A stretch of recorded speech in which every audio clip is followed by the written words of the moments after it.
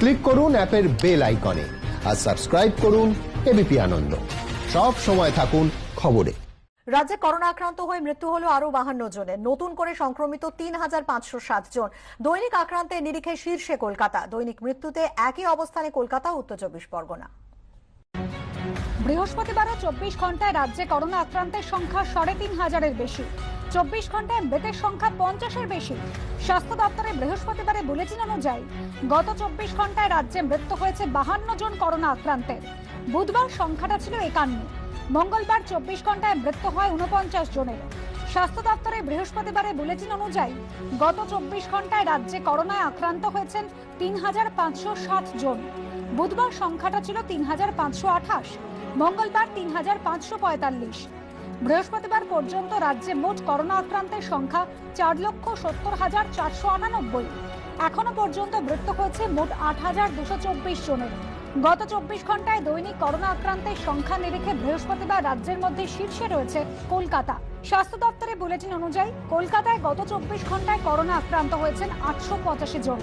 উত্তর 24 পরগনায় গত 24 ঘন্টায় করোনা আক্রান্তের সংখ্যা 851 জন।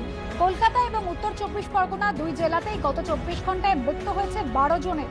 রাজ্যে এখনো পর্যন্ত করোনা থেকে সুস্থ হয়ে উঠেছেন 4,37,604 জন। এর মধ্যে গত 24 ঘন্টায় রাজ্যে সুস্থ হয়েছেন 3,537 জন। বৃহস্পতিবার রাজ্যে সুস্থতার হার 93.01%। এই পরিস্থিতিতে সারা বিশ্ব ভ্যাকসিনের অপেক্ষায়। সম্প্রতি মুখ্যমন্ত্রীদের সঙ্গে বৈঠকে প্রধানমন্ত্রী বলেন, আমরা কেউ বিজ্ঞানী নই, এটা নিয়ে দক্ষও নই। প্রক্রিয়ার মাধ্যমে যেটা আসবে সেটাই মেনে চলা হবে। এই প্রেক্ষাপটে বৃহস্পতিবার ভ্যাকসিন নিয়ে রাজনীতির অভিযোগে সরব হয়েছেন মুখ্যমন্ত্রী। পাল্টা জবাব দিয়েছে বিজেপিও। কোনো কিছু করবার ক্ষমতা নেই, বড় বড় ভাষণ। ভ্যাকসিন দেবে বলে ভাষণ চলছে 6 মাস ধরে, 1 বছর ধরে। কবে ভ্যাকসিন আসবে লোকে জানেও না। তাও তো এই পরিস্থিতির মধ্যে আমরা এগুলো নিয়ে রাজনীতি করি না। মানুষের আবেগ নিয়ে রাজনীতি হচ্ছে। প্রধানমন্ত্রী বলেছিলেন যে কোভিড ভ্যাকসিন আমরা বিনামূল্যে দেব। এটাই প্রধানমন্ত্রীর বক্তব্য ছিল। দেশের প্রধানমন্ত্রী জ্যোতিষী নন, ভবিষ্যৎ দ্রষ্টাও নন, অন্তত এই চিকিৎসকের ব্যাপারে। সুতরাং যত তাড়াতাড়ি আসে সেটা মানব জাতির পক্ষে মঙ্গল, সবাই আনন্দ পাবে। ভ্যাকসিন এলে পশ্চিমবঙ্গও পাবে, আরো আগে পাবে। করোনা আক্রান্ত হয়ে হোম আইসোলেশনে রয়েছেন সিপিএম এর রাজ্যসভার সাংসদ বিকাশ রঞ্জন ভট্টাচার্য। সুমন ঘরাই ও দীপক ঘোষের রিপোর্ট, এবিপি আনন্দ। মিস্টার সৌরভ দে, হাই ফ্লাইং এক্সিকিউটিভ। আজ হিল্লি, কাল দিল্লি। ফ্লাইট মিস করার টেনশন করেন না, কিন্তু রোজ মেয়ের স্কুল বাস মিস করার টেনশন। দাদা